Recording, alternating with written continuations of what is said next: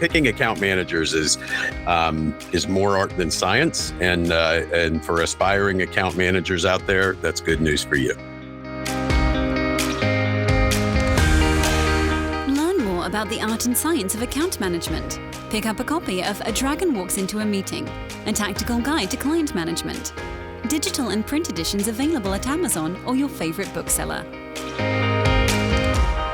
Okay, welcome back, everybody. Welcome to another episode of Account Management, a tactical guide to success. You got Fred Fuller here, and on the other side of the table, you have the wonderful, the mythical Mr. John Brown. John, how are you, sir? Doing fantastic. It's a metaphorical table. It's a virtual table. It's mythical. Can we use the word mythic? Can we make that the word of the day? Hey, we need to start by addressing the elephant in the room. I'll get questions. Why aren't you guys doing these podcasts more often? They're really great. What's your answer to that? Busy. I mean, it's funny, John, because if you really boil it down, you're like, yeah, you guys can't find an hour every couple, 2-3 weeks to get together and do this. And it really is just, it's hard to keep it, keep that discipline about it. I know that you travel a lot for work. I travel a lot for work. We both, have families, and but we need to do better. You need to do better, John. Well, I was going to say the opposite. I think you need to do better. I blame you. Okay, good. Now we got that out of the way. Now that's the real answer. So for everybody here at home, this is free, and so you get what you pay for. Yeah. If that's right. If you guys want to pay $50 a month, we'll do one every other week. Or send your crumpled up ones to Fred Fuller. Yep. 123 Fake Street. Yep. All right. Fortnightly, as I've learned to leverage as a term, fortnightly. We're going to start recording every fortnight. I don't even know what that is, other than a video game. No, it's fortnightly. Never mind. John, let's make better use of these fine folks' time. And let's talk about what are we here to talk about today, John? What's top of mind for you? What's going on? Top of mind is we're going to answer. Somebody wrote in to us a while back and asked, how do I get an account manager job? Particularly if I haven't been an account manager before. So we want to talk about how to do that. So we're going to talk about, let's see, I think 5 topics. One is getting a foot in the door, how you do that. Second is resume, what you need to have in your resume, kind of briefly touch on that. Interviewing, that's the main thing we want to talk about, like how to interview well for an account manager job. What you do in the first month and what you do in the first 3 months. So that's what we want to talk about today. How to get an account manager job. Yeah. And it's funny, I promise you I didn't plan this, but at the beginning I mentioned you being mythical, right? And this really is, if you think about it, there's always a demystification of something that you don't know about, or something that you want to go get into, something that you want access to. Right. There's always a moment where you have to break it down to its essence and say, what is it? What are we talking about here? And when we talk about account management, we've said before, everybody has a client. And so on some level, everybody already is an account manager. A little bit, yeah. Right? Yeah. So, and I think this is a great example of how I got into account management. My first job in account management and sales. Do you have a story?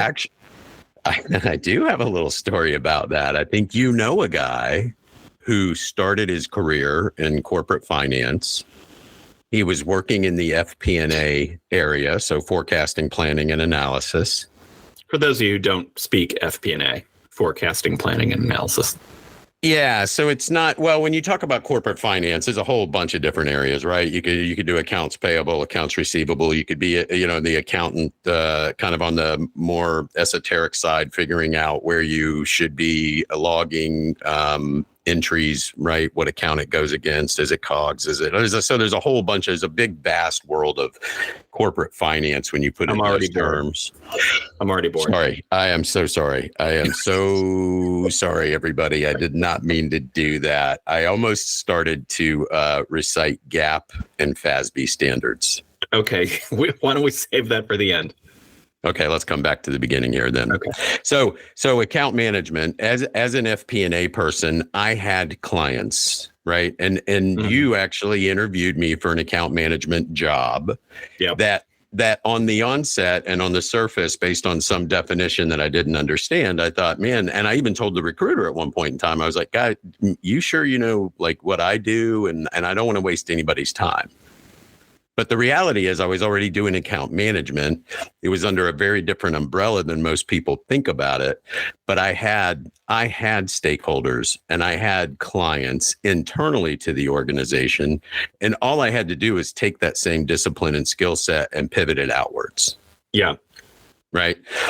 And so I just want to paint the picture that it's not as far away from you as you think it is, no matter where you are in an organization.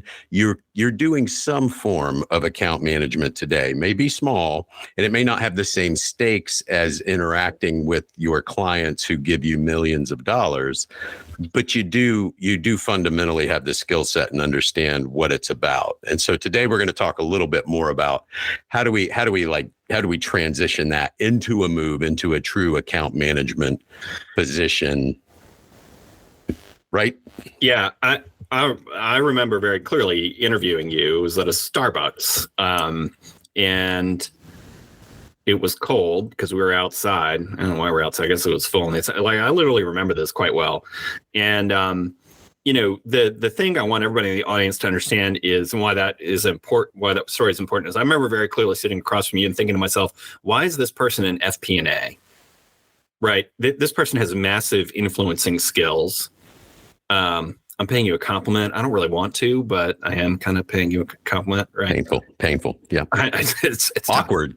It's weird. But no, I'm sitting across from you like, why is this person FP&A? They have all of the right talents for honestly either sales or account management, positivity, communication, influencing, intellection, strategic thinking, all the things that I look for in account manager, persistence more than anything. Right.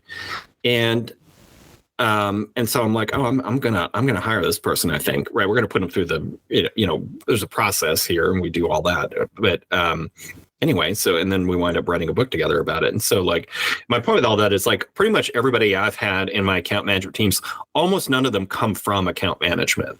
And it's a mistake to think that you have to necessarily have that experience. What you have to have is the right talents. And we're going to talk about what that is and how to demonstrate that. But this idea that nobody goes to college and studies account management, right? So therefore, nobody comes from it. You have to start somewhere. That's right. And I think a large portion of everything that we've just shared, that's almost more aligned to the hiring managers than it is the applicants looking to get into. Yeah, right. If I had to tell, right, this is where the hiring managers stop looking for that bullet on the resume or from your industry. I can tell you the people that I've hired in account management roles: former flight attendant, former concrete plant manufacturer, former let's see what else, insurance adjuster. In your case, former FP&A analyst. Right. I could go on and on. Pretty much almost everybody did not come from this. Right. Correct. So, yeah. So don't let that be an impediment to you at all. Technical executives, and not even executives, but you think about your project managers, your account managers, the people that interact. And not when I say account managers, I'm talking about your project managers, your program managers, the people that do interact with clients from a technical perspective, right? Or they interact internally from a technical perspective. If you are an internal project manager at a massive bank, you have a lot of stakeholders and you manage a lot of relationships and expectations, right? And you have to learn how to say yes and no and do it gracefully so that you don't create, all those things those are great skill sets that translate directly to that external environment. And I think for the purposes here, we will talk about account management from an external facing perspective.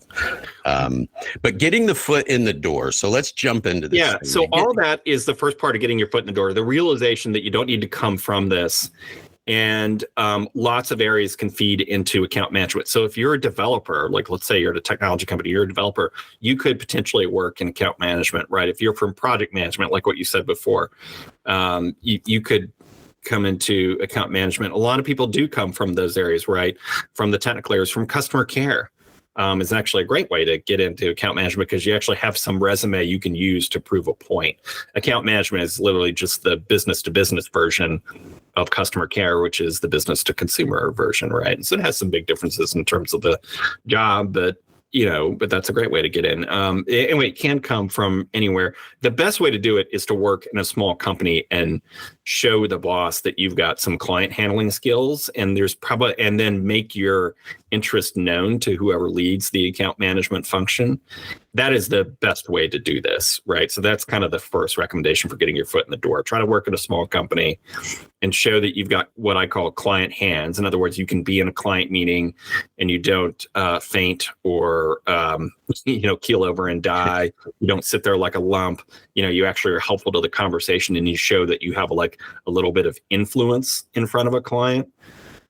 Even if you're not in that account management job, then probably the boss is going to look at you and go, wow, that person kind of is good talking to clients and influencing other people. Maybe that would be a good job for them, right? So that's actually the number one way to get your foot in the door if you can. Yeah, small companies, one of the things that you get when you work for a small company that you fundamentally, it's much, much harder to get with a large enterprise, is an overview of the organization and the way that the different pieces of the organization influence and interact with each other. If you're part of a 300,000 person company, the chances are your area of responsibility can be kind of narrow, right? Because they have a lot of people that do a lot of things and everybody's got a specialty. Yep.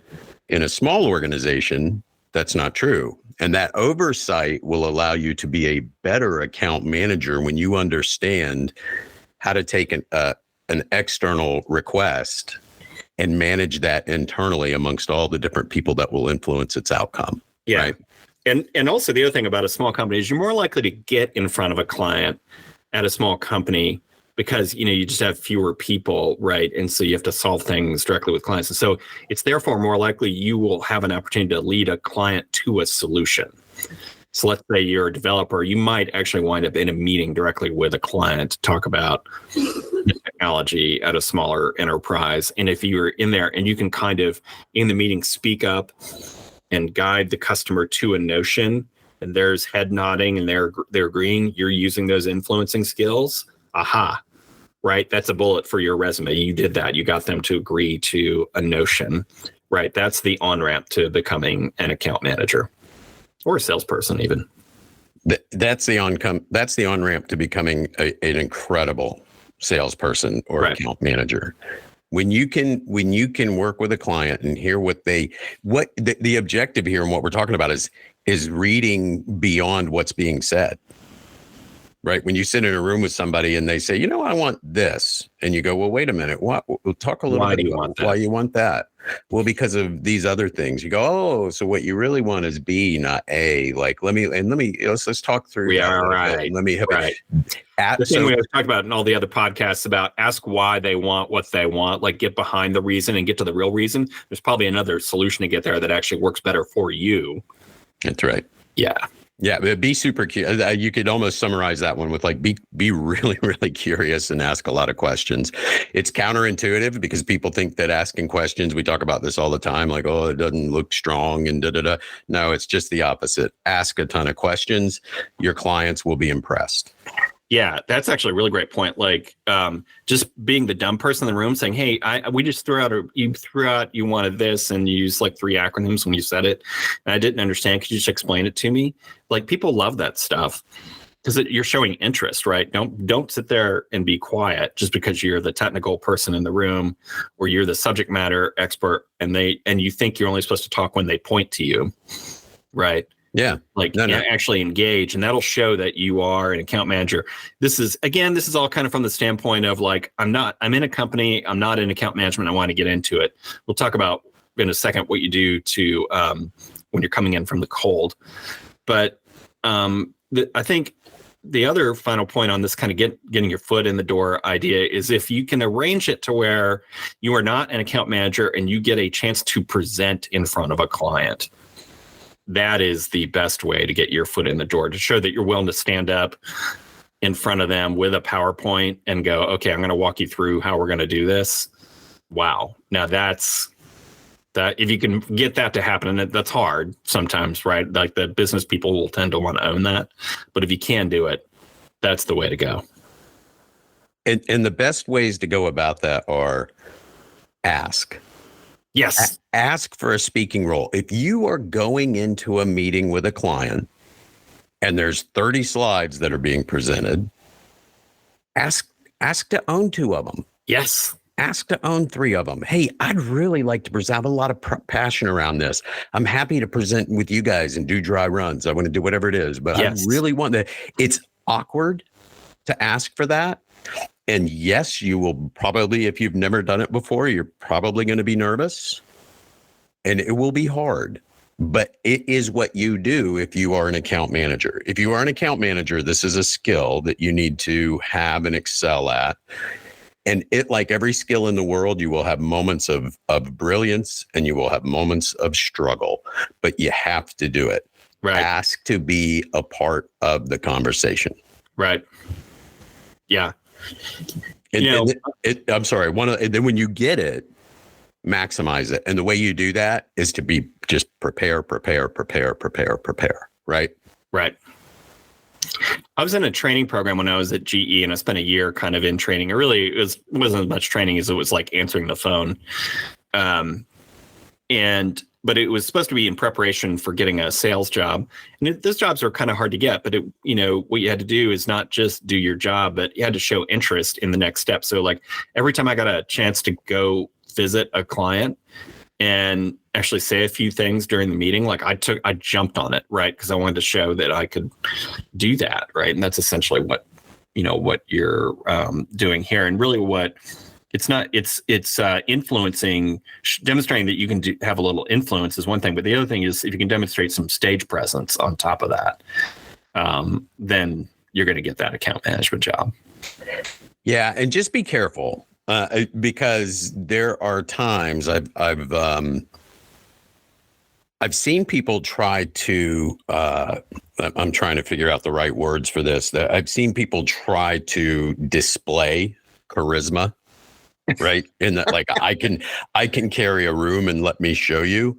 Mm-hmm. And all the activities you exhibit when you're in that mindset are almost the opposite of what you really need to do. Yeah. Right?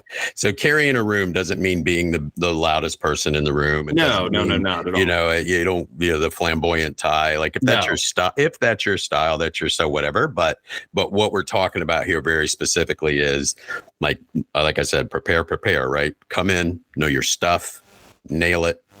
Build credibility for yourself and for your organization. That's success. Yeah. Right?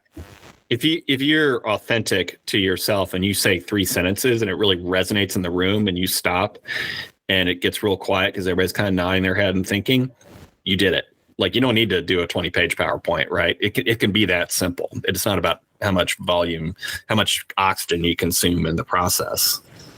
Yeah, it's connecting and building rapport, yeah. and therein lies the building of trust, which is the foundation of everything that we've talked about, and the foundation of everything account management related. So, but the next one is interesting here, John. Resumes. So, talk to me about resumes. Well, so now we're going to talk about it a little bit more. Like maybe you're not already in a company, you're coming in from the cold, and you want an account management job, and maybe you don't have a lot of that on your resume and your background. How do you that's a little bit harder thing to do, but it's definitely possible. Like we talked about a minute ago, right? It happened to you, so it's definitely possible. What you got to do with your resume, and this is general resume advice, it's not particular to account management, but show, if you can at all, show on your resume not just client interactions, but results with a client. right? So, and a lot of people miss this on their resume. Their resume is filled with the activities that they do.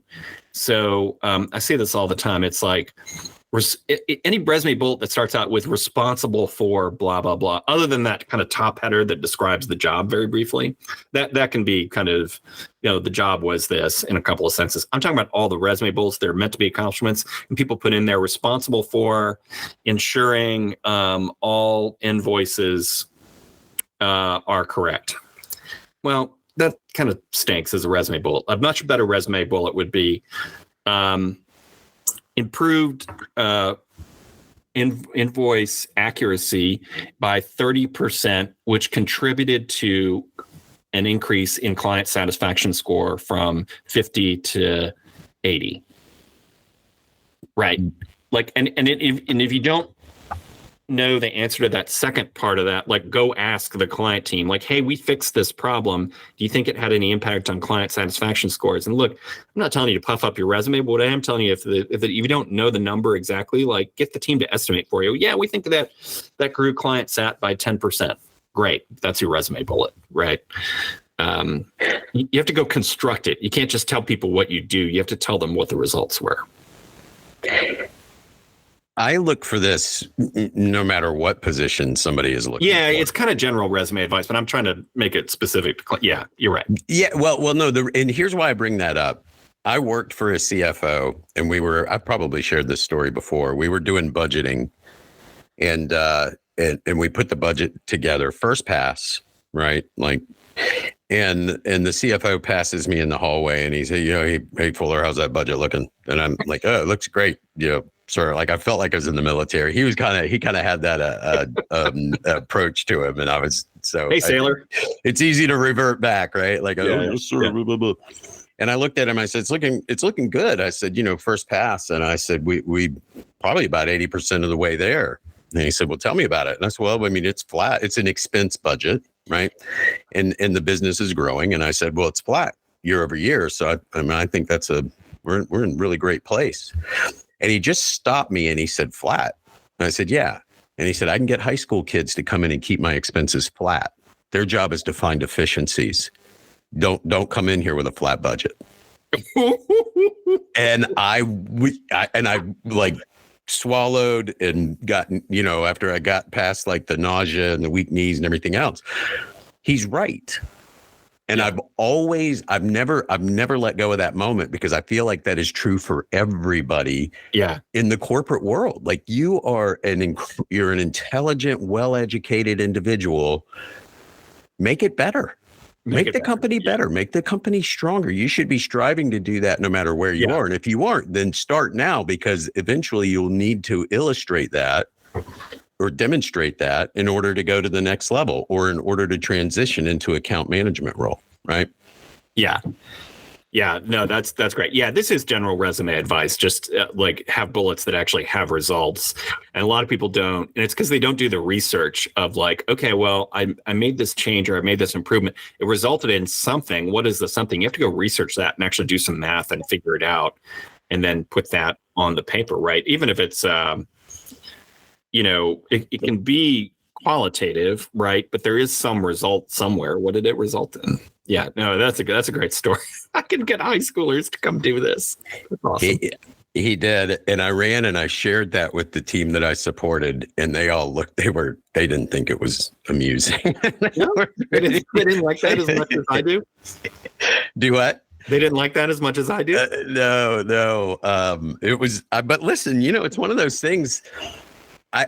You and I both, and you acquire all these little things along the way. Yeah. And those moments that you're talking about 20 years later, they're obviously impactful. They mean something. And and the beauty of this, and it really is, John, like, the beauty of this is that we get to kind of do this thing here where we cut up a little bit, and we get to be a little, I don't know, we get to be a little bit silly, but we get to share this stuff. And it really, these are lessons that are learned and tried and true, and makes us, I really like that a lot. I'm going to start saying that to people. I can get a high schooler, give me that answer. Hey, a better answer. when it fits the moment, like it's powerful, that's for sure. There may be a softer, gentler way. I mean, hold on a second. You need to call me every time before you use this. Okay. All right. You got to check it with me. That's not really my style, but it's very military. Like that does kind of make me think of that. Like wrong answer. Go away. Yeah. That's right. All right. So cool. So we get the resume together. We start doing the activities, or we reflect and we find the activities that illustrate this sort of skill set and this mindset. And you get the interview. Talk about the interview. Yeah. So it kind of the same thing as the resume part a little bit. Now, again, maybe you don't come from this. So you got to really kind of like maybe, you had a super technical job, or maybe you had a job in finance, or maybe marketing. You've got to demonstrate that influencing with clients. And when you get to the interview, what you need to realize first and foremost is the interviewer 90% of the time is going to ask you terrible questions. And a terrible question is any question that doesn't allow you to demonstrate those behaviors that we talked about a minute ago, right? And so it's like, what do you think is good client service? That's a terrible question. Like anybody can answer that. Well, it's about keeping clients happy and how you do, what do you do to make customers happy? There's so many terrible interview questions. What if you were a tree? What kind of tree would you be? Tell me your 3 greatest strengths. That's a super dumb question. Like, and interviewing is littered with this stuff because most people aren't taught how to interview, and it's really bad. Anyway, so just get ready for that. You can't get ready for all those questions because they're really terrible. What you instead need to do is come armed with hopefully 5 to 7 stories about how you led your client to the right thing for the business. And if you come from customer care, this should be easy, right? Like start writing down some stories of how customer called up or interacted, all upset. It was a mess, big problem, and you got them to the right place. You took them along a journey, right? Come with that story, and then some other, and that's kind of I have some tips to go with that, but that's kind of the number one thing, I think. Yep. And again, internal application. So just kind of reflect back on my world in finance. Mm-hmm. One of the things that I did was I simplified the process and I created templates that allowed so I supported the call center operations, mm-hmm. and I created templates and processes that made that job easier for them, right? And I know I've talked about this before, where what I saw was their job was to go run the call center operations, period. Their job was not to spend X% of their time bogged down in administrative finance stuff. So my job was they were my customers. My job was to make that better for them. And that's what you and I talked about in that Starbucks, right? Like that, this is the way I see myself. And these are the things that I did to drive those improvements to make it better for my clients. Yeah, that's a great way to frame it, right? Like I'm treating the call center, even though they're notionally handling quote unquote the clients, I'm treating them like the client, and I'm going to make their jobs easier. And that shows that I care. That's right.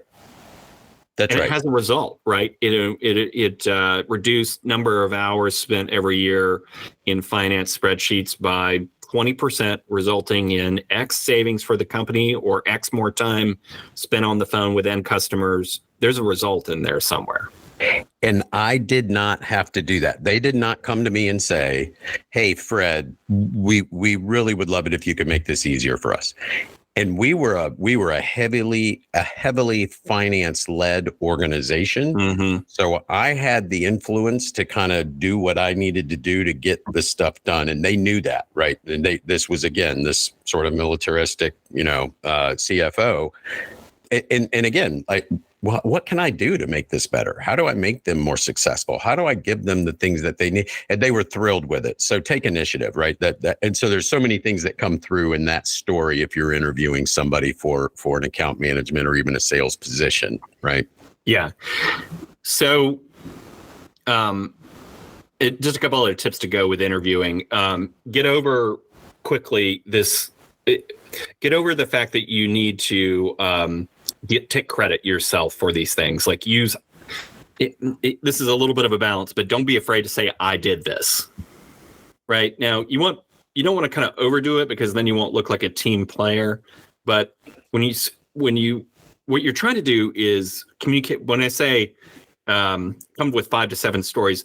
What you're trying to do is get past the interviewers' dumb questions and implant in their brain that this person, particularly if you don't come from the background of account management, what you're trying to implant in their brain is this person has the natural kind of wavelength to interact well with clients. So you need to kind of act like you need to say I every once in a while. I did this and it made it better for the client, whoever it is, even if it's internal in this case, right? So you have to demonstrate a little bit of that. So a lot of people struggle with that. And then the other piece of that, and this is like terrible advice, but it's just true, be confident around that, right? And so deliver that you made things better for the client, deliver that confidently, like you really did. Like don't doubt yourself at all. That always saying be confident is kind of terrible advice because like it's really hard to just execute. It reminds me of there's an episode of The Simpsons where the Troy McClure, the movie star guy, is like, you may remember me from such self-help films as Get Confident, stupid. Yeah. It's like it's meaningless advice, but you do have to try to do the best you can to deliver it confidently. You have to have it. It is terrible advice. It's terrible advice. I think where that really becomes critical is almost getting into the esoterical sort of conversation and definition around what competence really is. Yeah. So when we talk about competence, right, there's this element of like, I think of sports stars and boastful and, some chest pounding. No. And that's not what this is. This is a really quiet confidence that says, I know exactly what I'm talking about. I know your space, Mr. Client. I know your organization. And I'm going to talk to you in a way that helps you understand and build confidence in me. Yeah. Right. Whether that's internal or external, whatever it is, it's really about the definition of competence. And I think all too often we mistake confidence for, somebody's ability to say that they're competent. It really, it's what you feel when they walk in the room, right? Yeah, that's right. And if the other kind of final thing on interviewing is if all else fails and you really don't have any kind of customer service background that, although I would suggest, I think you're right. Like you can take almost any background and turn it into like an account management thing because everybody has clients, right? But let's say you're really struggling with it. Then demonstrate really clearly with those 5 to 7 stories some of the talents that are really required for an account manager. Well, whether you learn what those are, well, you can read a book called A Dragon Walks Into a Meeting. There's a plug right there. And it goes through and talks about what some of those things are, but it's things like the ability to win others over, the ability to communicate. Those two are probably pretty high on the list. Being a little bit competitive, being disciplined, activating other people, relating to other people, commanding other people, right? Being responsible to other people, delivering for them things that they ask for. Try to at least show some of those talents as the backup to the backup in your 5 to 7 stories when you're interviewing. Just have those ready to go and have them really polished. There's 5 to 7 stories and practice them in front of a mirror, practice them in front of a friend. So those stories come out and your confidence will be enhanced when you tell them really well. I think about it in the context of something that we have said many, many, many times, which is as an account manager, you are the CEO of that piece of business. Mm-hmm. And when you look at your CEOs, right, the CEOs that you've worked with, the successful CEOs out in the market, whatever it is, like they check every one of those boxes. Yeah. Right. They know how to sway opinion. They know how to communicate effectively and get their points across. They're competitive. Mm-hmm. You're right. Think about it in that context. Yep. And if you worked for a CEO who stepped in the room and was not confident, what would you think? Right? You'd be like, man, is this the right place for me? Is that guy? Because I don't feel. So think about it that way. Yeah. That's what your clients want. And that's what you need to embody. Yeah. I'm the CEO of this business and I'm not perfect and I don't always know what I'm doing, but I'm going to figure it out. Right. And I'm going to be honest and you guys can trust me. Right. That's right. That's right. Yeah. That's that's the thing about executive roles a lot of people don't get. And it's really true of account management roles, more true of that role than many other roles in the company. I think account management, in a lot of ways, is the closest to an executive role because, like, you just have to figure stuff out all the time, and every situation is new. And as somebody I work with says all the time, and it's a really great saying that she says, we live in a world of gray, right? Like the answers aren't laid out for you, right? There's not a perfect way to do this, right? So when we live in that world of gray, we have to be a CEO and we just have to figure it out, right? It's just, I love that. I absolutely love that. That's one that I use actually quite frequently myself. Like, you know, look, it's all shades of gray. Right. I know we live in a world where people want to say yes or no, left or right. It's never that. It's 20 degrees here and 13 degrees back the other way. You're the one that has to give that world of gray some structure and make some decisions and drive things. And that's what that is. So you just anyway, the interview is showing those things, those talents. Yeah. You know, if you want the role where you sit in a cubicle and you just analyze things all day long, then maybe account management isn't for you, right? You have to show these other talents. Yeah. It brings to mind, I know we're getting kind of long on this one, but it brings to mind a super quick story of when individuals first find themselves in an account management role, if they are accustomed to having somebody else that makes the decision, like, well, I think we should do this. What do you think? And there's always one or two more people that have to approve it or whatever. When you become an account manager and everybody looks at you and says, what do you think? And whatever you say, whatever comes out of your mouth is what everybody is going to go do. Right. Like I see a lot of early stage account managers kind of still want to look around and say, hey, but everybody else is cool with this. Like, I don't know, man, it's your call. Like it's an interesting place to be. Right. So that actually brings me directly to then you get the job. I'm now an account manager. What does my first month look like? What do the first 3 months look like in this role? Yeah, you really that's a great question. You really want to avoid, so you become an account manager, you're in a client meeting, and every person at the client turns to you and says, "Can you do this?" And you're the first month on the job, and you don't know what your own organization is capable of, or what you can say yes to or no to. Although we have a chapter on that in the book, and we talked about in earlier podcasts how to handle that situation. But instead, what you really want to do is spend the first 3 months, don't hit the ground running, hit the ground learning, right? So. Yeah. And so you kind of want to avoid that situation if you can. So what you want to do is prepare a plan. The first week you're on the job for a new account manager, write down a little plan of what you're going to do and give it to your boss.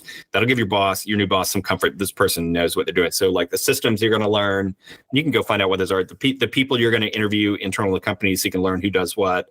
The clients you're going to go see, the CRM that you're going to use, and read about all of the past client experiences with this client, right? Like lay out all those things that you're going to do. But in the first month, focus on getting to know that internal team. So if you already worked at the company or you're just transferring jobs, that's a lot easier, right? You might know everybody in the company already, and that's cool. But get to know the internal team and just go on client visits. Go visit all those clients. Say, I don't need anything from you. I just want to introduce myself, and I'm brand new as an account manager. Hopefully you have a wingman to go with you, a wing person who will introduce you to the clients and do that warm handoff. Sometimes that doesn't exist. You just have to kind of do it yourself. So it's situational, but it's better if the former account manager can go with you, but sometimes it doesn't work out like that. So just go visit all those clients. Say, I don't need anything from you. I just want to meet you and introduce myself, and I will be your resource going forward. I'm still in learning mode, but I'm going to do everything I can to help your business succeed, right? Or your enterprise succeed. So, those are the two things you need to do. And if your company does not have a training plan for new account managers, which most don't, right? Particularly for small enterprises, like I said, you got to create it yourself. That's month one. Yeah, I would put a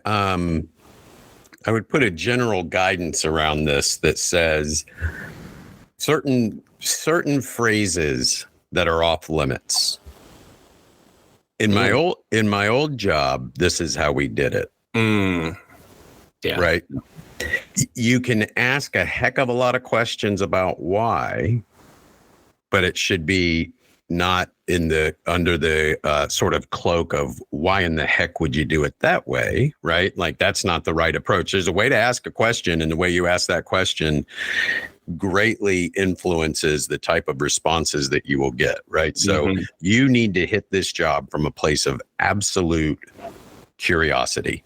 Yeah.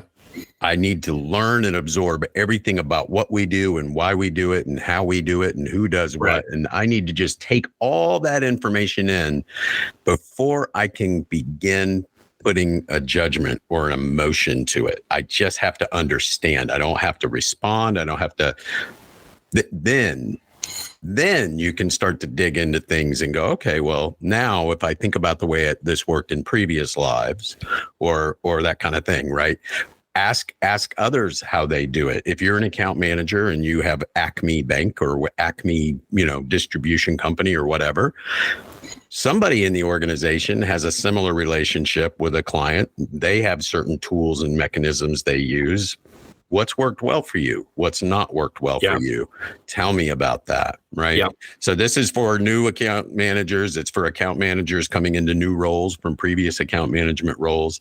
I think regardless of that scenario or situation, you have to be just remarkably curious and non-judgmental. Yeah. Yeah. And that's right. And you may get a boss. If you have a good one, they're going to want you to do this. They're going to want you to learn as much as possible in the first 3 months. If they're bad, they could be just like, I just need somebody to service these clients and get them to be quiet. And that's all I care about. That'd be the bad end of the spectrum. You could wind up with that. So you'll need to do that, right? Like you need to do what your boss wants and try to service those clients as best you can, but secret. So it's still prepare the plan and still give it to them. But if they downplay that, if they don't want you to do it, just try to do it in secret when they're not looking, right? So spend as much time as you can learning and make that job number one, and then the servicing aspect number two, at least for the first 3 months. And then for the sort of, so the first month is that plan and getting to know the internal team. And then the rest of the time for the 3 months, you want to be in the field as much as humanly possible. And then while you're out there talking to clients, they're going to ask you questions you don't know the answer to. That is actually great because that is how you learn the best. So Mr. Client says, blah, blah, blah. How does this work? Or how do I make this happen? Well, I don't know, Mr. Client. As I mentioned, I'm brand new, but I'm going to get you that answer, and then go find the answer and follow up with them and let them know what the answer is. It's a great training for you. And oh, by the way, establishes really quickly that you are credible because you follow up. Right. And so it serves a dual purpose. And so if you do that well, it's actually great when they ask you stuff you don't know the answer to. I think it's outstanding. And it's really powerful to say you don't know.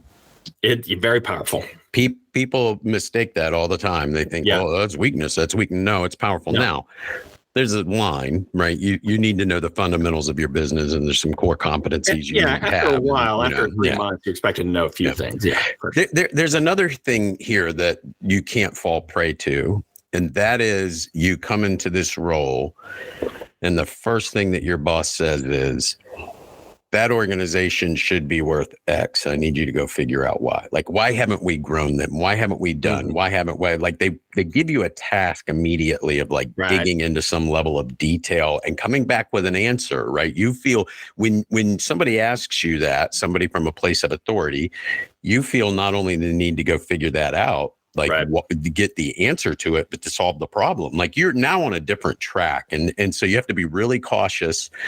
The answer to your new boss wouldn't be, well, boss, I appreciate that, but I'm going to take my time and go do the thing for 3 months. You can't do that. But there's still a very intelligent and methodical and mature and sophisticated way to go about this. So don't take that question or that direction and just jump right into it. Because if you do that, the client's going to feel it. And the first thing they feel coming from you is like a negative sort of intention, which is to get more money. Right. Yeah. Be careful of those things. And so we could beat this to death, right? We could go on and on, but I just put that out there of like, man, take a moment and take everything everybody gives you kind of with a grain of salt. and remember that you are the CEO of this little tiny piece of business. Yeah. And treat it as such. That's a great point. Like, yeah, your boss gives you that assignment.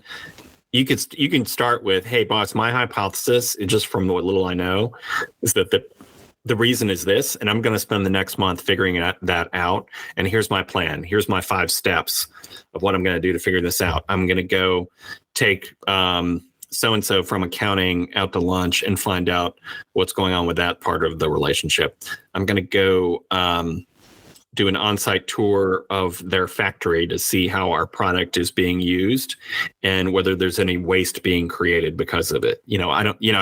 It depends on your situation, but like come up with that 5-step plan. Like, boss, I think it's this, but I'm going to go find out. And again, what you're really doing is you're creating a learning plan for yourself. Yep. But don't start with, hey, why aren't you buying more from me? Right. Like that, to your point, like that's not a good way to go. Yeah, that's not how you jump out there. Right. But John, it's interesting. I mean, I like this episode because it moves us away a little bit from the that super tactical how to be a good account manager, and this really almost comes back to the overarching philosophies of how do you think about account management, right? And what is the job really?